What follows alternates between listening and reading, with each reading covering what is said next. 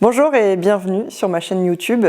Ici, on va parler de management, de créativité, de développement personnel. Si vous êtes en quête d'inspiration, d'outils concrets et pertinents applicables à votre vie quotidienne, vous êtes au bon endroit.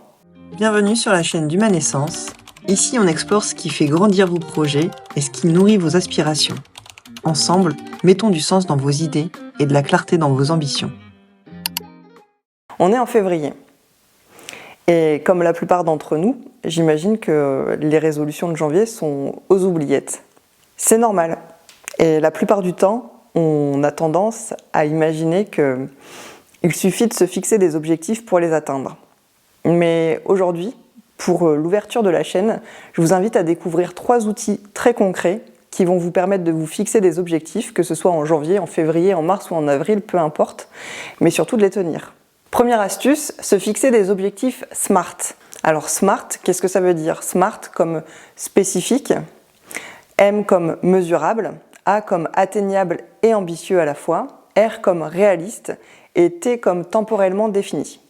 Concrètement, si je décide de me remettre au sport, évidemment que je ne sais pas par où commencer. Alors que si je décide de le transformer en objectif SMART, là je vais non seulement effectivement me dire que je vais me remettre au sport, mais je vais en plus y ajouter des éléments du SMART qu'on vient de voir pour rendre cet objectif opérationnel. Concrètement, c'est pas se remettre au sport, c'est à partir de demain, parce qu'il faut toujours se laisser 24 heures, je décide de faire 30 minutes de sport par jour. Est-ce que c'est tous les jours? Est-ce que c'est un jour sur 2? Tout ça, je le définis. Je le définis clairement, je définis la durée, je définis le type de sport et je définis la fréquence à laquelle je vais me remettre au sport.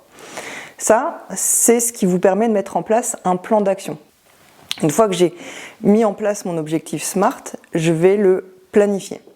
Donc je vais planifier mes séances de sport, je vais planifier le type de sport que je vais réaliser et je vais aussi identifier les différents jalons que je souhaite atteindre derrière cette reprise du sport. Qu'est-ce que je cherche à atteindre? Du bien-être, une perte de poids, etc.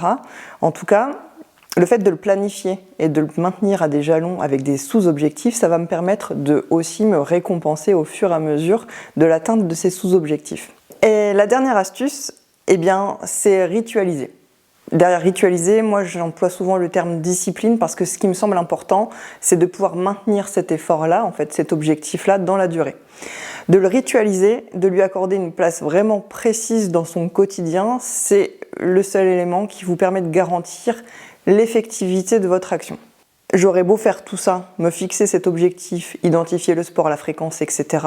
Si je ne le planifie pas concrètement dans mon agenda et si ça ne fait pas partie de mon quotidien, alors il n'y a aucune chance que ça se produise. Vous savez ce qu'il vous reste à faire maintenant? Non, toujours pas? Bon, eh bien, je pense que la première chose à faire, c'est d'identifier le moment dans votre agenda où vous allez justement vous poser sur vos objectifs, réfléchir à ce que vous voulez atteindre en 2025 et puis rendre ces objectifs SMART, les planifier et en faire des vrais rituels bien-être au quotidien. Ah oui, j'oubliais, une des raisons pour lesquelles on ne va pas jusqu'au bout des objectifs, c'est aussi que parfois, on s'en fixe 10. Et donc si on ritualise ces 10-là, potentiellement il ne nous reste plus de temps dans une journée pour atteindre ce qu'on doit faire véritablement, à savoir travailler tout simplement. Donc si vous avez besoin de faire le part des choses aussi entre la priorisation de tous vos objectifs, mais aussi d'identifier vos principaux objectifs pour 2025, les planifier et les ritualiser, alors je suis à votre disposition, n'hésitez pas à réserver une séance de coaching avec moi. Faites un pas de plus vers ce qui vous inspire et n'oubliez pas, tout commence par une idée. À bientôt.